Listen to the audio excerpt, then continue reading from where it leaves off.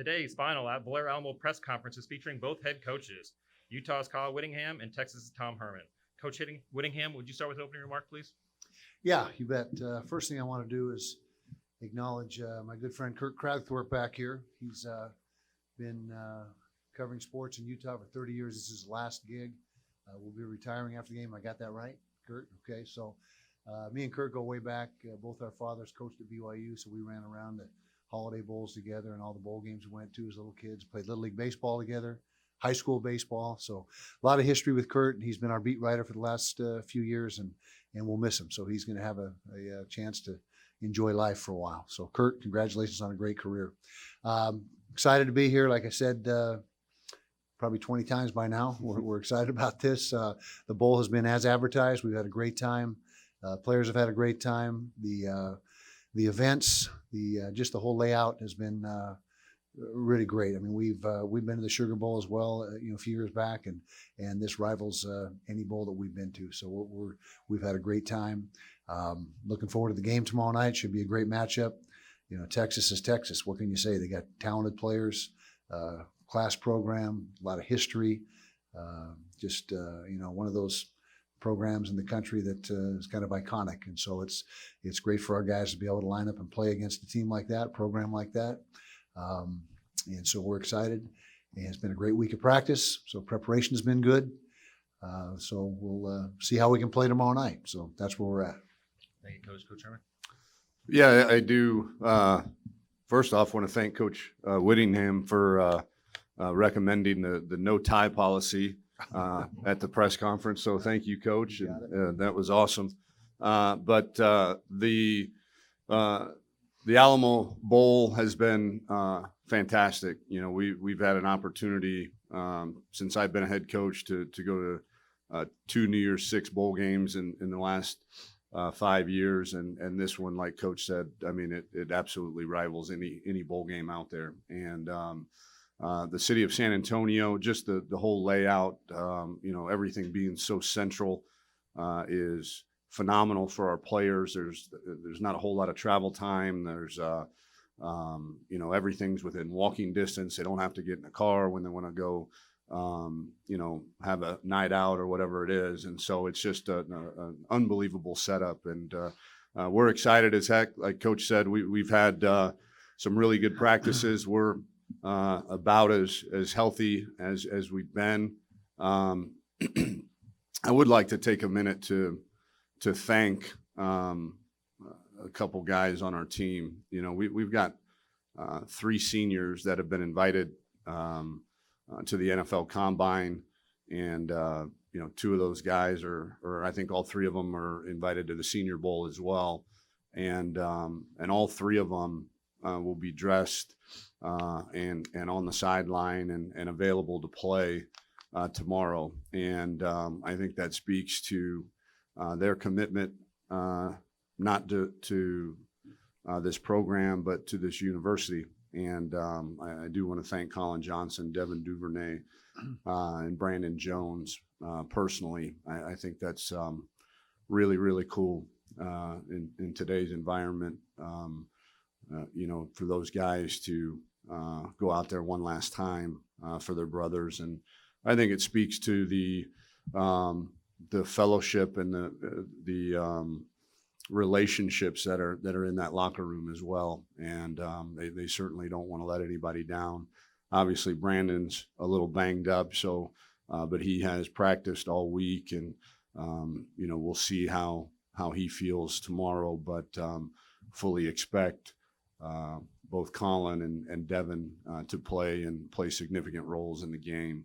And again, we're thrilled to be challenged by a Utah team that was, played for their conference championship, won 11 games. They play unbelievably great defense, and obviously challenge you, on offense with their ball control, with their ability to run the football. They've got a very veteran team, lots of seniors and juniors on both sides of the ball. So there's a lot of experience, and we know we've got a challenge, but again, we feel like we've had a good couple weeks of preparation, and we're excited for it. Thank you. Front. It's Onward from Orange Bloods. Hey, Coach, this will be our first opportunity to ask you about Yursich, since he was just announced yesterday. What can you tell us about maybe the process of hiring him, and what can you tell us about him as a coach? Well, the process went great. You know, as I think I've told you guys, getting the defensive coordinator hire right was my first priority, because you know, obviously Chris Ash didn't have a job, and so he was being courted by a lot of suitors, and not to say that we didn't realistically look at many other candidates, which we did, but we had our eyes set on Chris and wound up securing him, and so then we turned our attention to finding the right guy to lead our offense, and you know, talked to 5, 6 guys with great resumes that have great jobs as well, and you know, we couldn't be happier with Mike. When you look at his resume, I think the year at Ohio State is kind of like the icing on the cake. You know, this is a guy that in his 6 years at Oklahoma State, you know, you look at the numbers and they're off the charts, and he's according to Coach Gundy, who I spoke to, he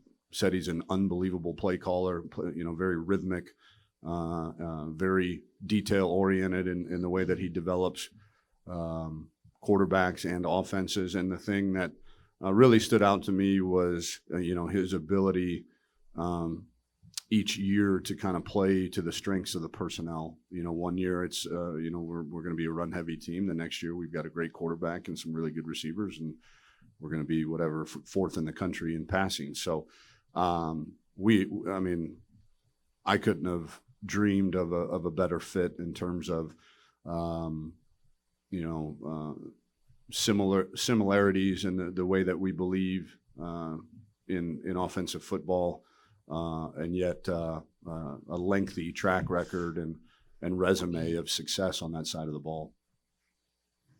Question front left. Chip Brown with horns247.com in the zone in Austin. Tom, do you know how you're going to split your coaching staff in terms of assistants? Will it be 6-4 the way it's been, or 5-5? No, it'll be 5 and 5. The one thing that Chris and Mike and I have both talked about is, you know, when it comes to special teams, let's find the right guys.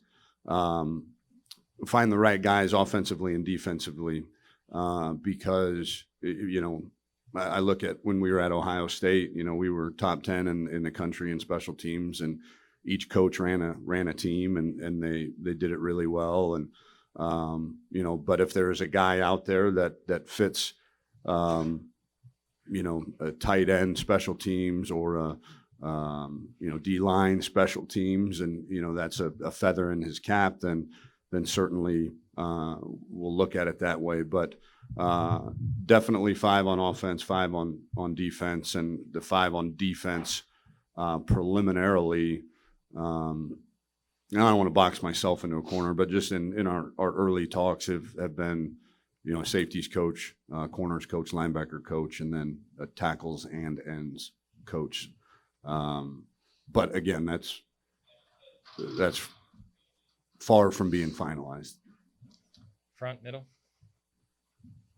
Yeah, Brian Davis from Austin. Tom, now that you've got both coordinators set, just what are your overall thoughts about going into 2020 and where this program is headed with these 2 new hires? Well, there's excitement. I'm excited. I know that. I know that anytime, you know, change is hard. I mean, I don't want to, you know, make light of that. Anytime you change, you know, it's going to be difficult. There's different personalities. There's different ways of doing things. I know this is going to be a very important off season for me as the head coach, in terms of you know, teaching our culture and our way of doing things to some of these new coaches. And haven't had to do that in a long time. And but I'm excited for that challenge too. I'm excited to almost show off the way that we do things from a cultural standpoint and from an accountability standpoint. And I'm excited to learn too. I mean, especially from these two coordinators. I mean, they're guys that have unbelievable track records. Philosophically, they're very aligned with what I think Texas football should look like. But obviously, there's nuances here and there that I'll be able to learn too. Front, Kirk, and then back. Kirk Bowles from the Austin American. For Tom and Kyle, I was curious, did you watch the CFP semifinals and what you thought of those games? And is that making a case for 4 is plenty for a playoff, or would you like to see it expanded to 8? First of all, I didn't see the LSU domination coming. I mean, LSU's a good football team, but I didn't see that coming. I don't know if maybe Tom predicted that, but that was very surprising to me. The other game was obviously a great competitive ball game. No, I don't think it's a case for 4. Maybe this year, but I don't think overall. I think overall it should be expanded, and that's been my stance for a lot of years. And just because of what happened in one of those playoff games this year, I don't change my opinion on that. Yeah, I didn't see the first game, much of it other than the highlights. I was at Disney or at SeaWorld riding roller coasters with my 6-year-old Maverick on his first big boy roller coaster. That was an experience. But I did see the highlights, and obviously having played against LSU early in the season and having recruited Joe and the relationship I have with him, I'm not surprised in the least that they're having the season that they're having, especially on that side of the football with him at the helm and those talented receivers and that offensive line. That's a fantastic football team. And then again, yeah, I did see a lot of the game, the second game, and was impressed with both teams. I mean, that was a knockdown, drag out, 4-quarter game that was very impressive on both parts. But I've said before that I'd certainly be in favor of 8 teams. I think it's great. I think every other level of collegiate football has many more than 8. I do think there's a way to find a way where you don't diminish the bowl experience, because something like this for teams that aren't in the playoffs is phenomenal too, and no other level has that. So I do think that should be prioritized very highly. But again, I don't think it's the biggest national issue that we have. Is I've gone on record as saying, to me, we've got to fix uniform scheduling before we tackle 18 playoffs, because you're oftentimes comparing apples to oranges. And when it's a committee making that decision and there's no hard set, I guess, rules as to what gets you in and what doesn't, then that's a difficult pill to swallow. But I do think that the more the merrier when it comes to having a chance to win your sports national championship. Middle. Mike Harge, AM 1300, The Zone in Austin. This is for Coach Whittingham.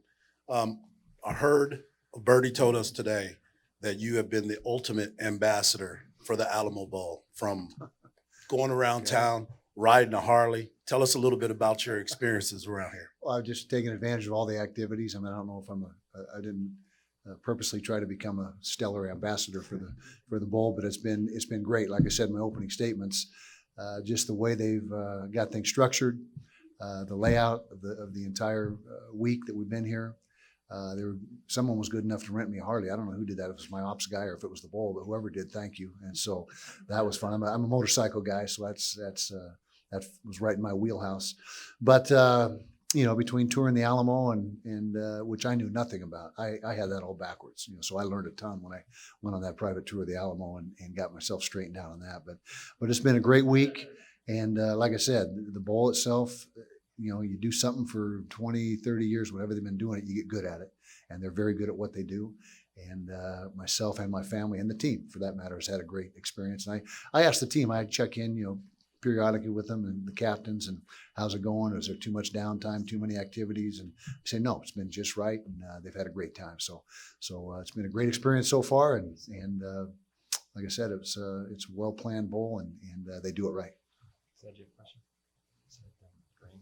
Yeah, Cedric Golden, Austin American Statesman. Kyle, you never know what you're going to get after the regular season, between that space between bowl games and end of the season. How do you explain your incredible success in bowl games, and how difficult is it to gauge what you're going to get from those teams? Well, the success is simply the hard work that the players put in. There's no magic formula that we have that anybody else doesn't have. It's not some secret practice plan or process.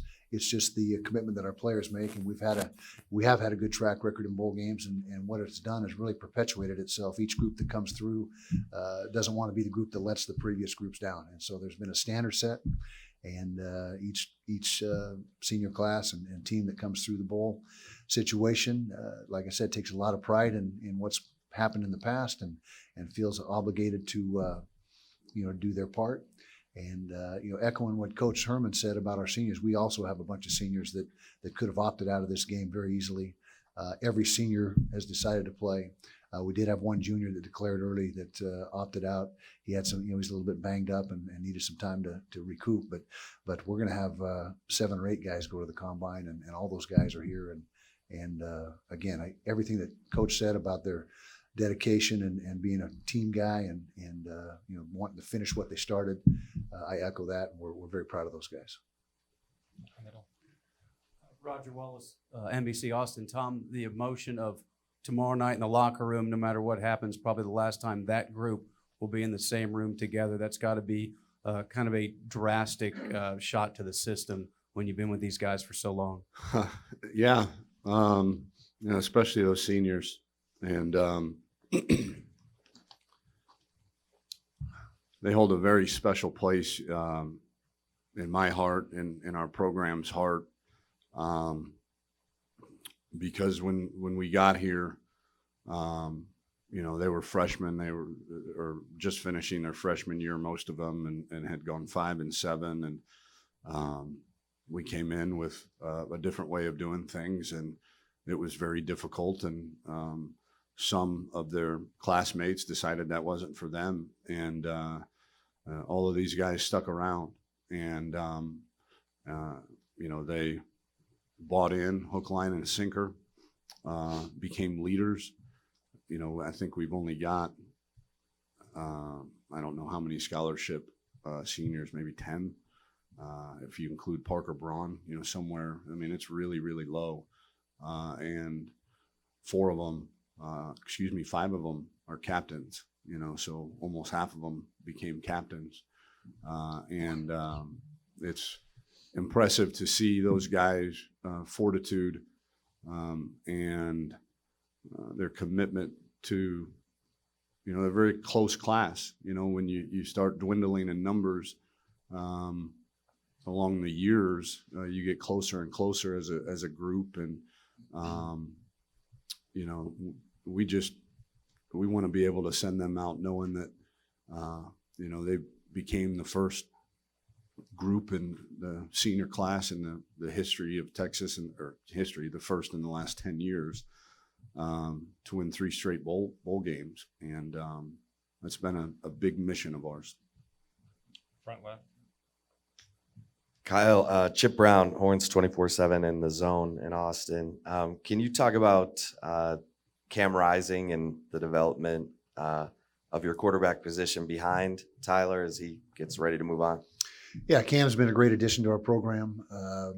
We were elated when he decided to join us. Now he spent all season running the scout team. He's ineligible this year during the regular season and the championship game due to transfer rules. but he got cleared. He's available for this game and has been taking reps with, behind Tyler, splitting reps with Drew List. So you may see him, you may not in this game, but he's available if we need him. Just got a great attitude. He's a good sized kid, 6'2", 220, good arm, and he will be right in the mix for that starting job next year. He'll have 3 years left. He's done everything we asked of him this year. And like I said, he's really been the leader of that scout team. He's the guy that gets them going and takes charge out there. And we think he's got a bright future at Utah, but time will tell. Back left. Patrick Kinahan, the Zone Sports Network in Salt Lake City. Coach Whittingham, you are on the verge of being in the top 10. If you were to win this game, maybe you can get in. What does that mean to your program if you end up with a top 10 ranking? Well, that's something that we have talked about, the reasons to win the game, not only because of the bold track record that we have, but, being a top 10 ranking, winning our 12th game, which has only happened 2 other times in Utah football history, sending the seniors out the right way. I mean, there's a myriad of reasons for winning the game or not that you need anything more than being a competitor, but those are carrots that are out there that we have talked about. And that would mean a lot to our program, bottom line, to finish out in the top 10. And that's something that definitely is in the forefront of our guys' minds. Middle, Bob. Bob Ballou, CBS Austin. Coach, yesterday Sam mentioned that it would be very easy right now for a lot of guys to have one foot out the door because of all the changes in the program. And he said he hasn't sensed that at all. Why do you think that is? And what's maybe been the biggest challenge for the coaching staff over the last month to keep everything together amidst all the change?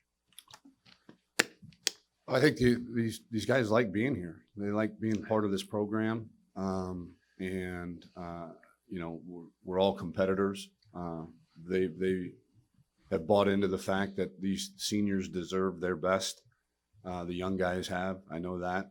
And so I don't know that it's been really a challenge to quote keep them together. This obviously the regular season record wasn't what we'd hoped it was, but at this point that's irrelevant.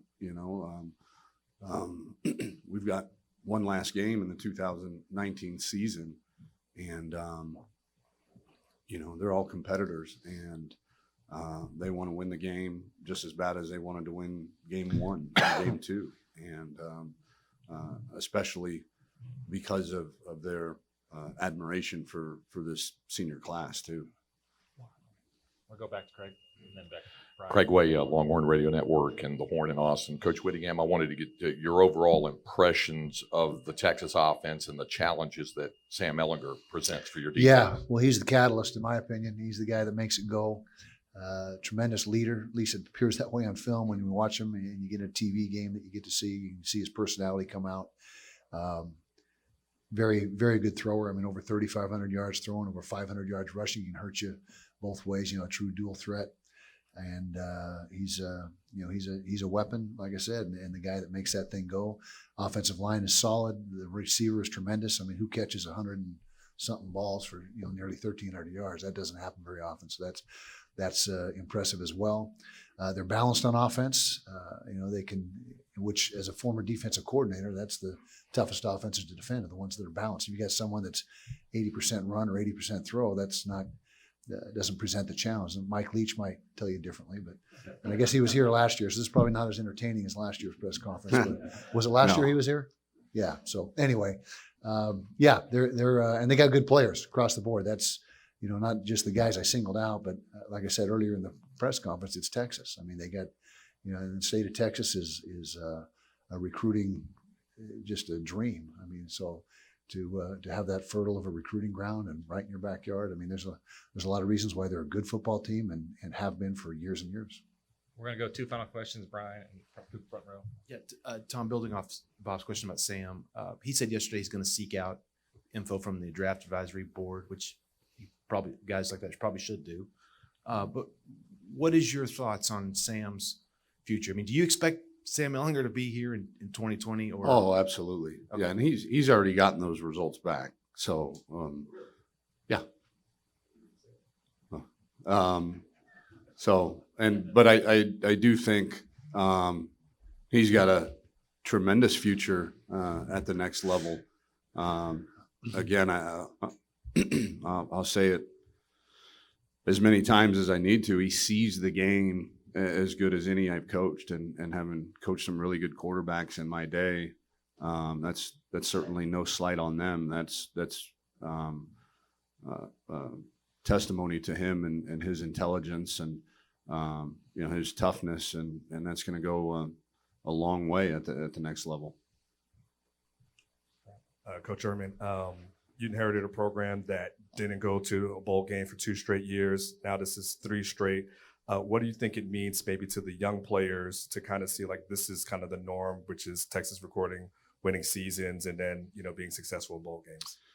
Yeah, It's a bit of a double-edged sword because they weren't here for that first spring and that first season, and the things that that this senior class and junior class, they're looking at them like, man, you guys got it easy. You guys just walk in, like this freshman class, you walk into 10 wins and a New Year's Six bowl victory and all that, and you think that those things just fall out of the sky at Texas, and this season, maybe on some levels needed to happen for some of those guys to realize that, 10, 11, 12 wins and really, really cool bowl games don't just happen. They're a product of really hard work, of great relationships within the locker room, and everybody kind of, pulling in the same direction. And but I do think on the other side of that sword, it is good that they realize that there is an expectation and a standard around here. And the bowl games that we went to, or have gone to in our 3 years here, I mean, those are really, really good bowl games. I've never been to a bad one, but I know these are the 3 that we've been to have been phenomenal for us, and it is good for a lot of these young guys to understand that there are very high expectations here at Texas.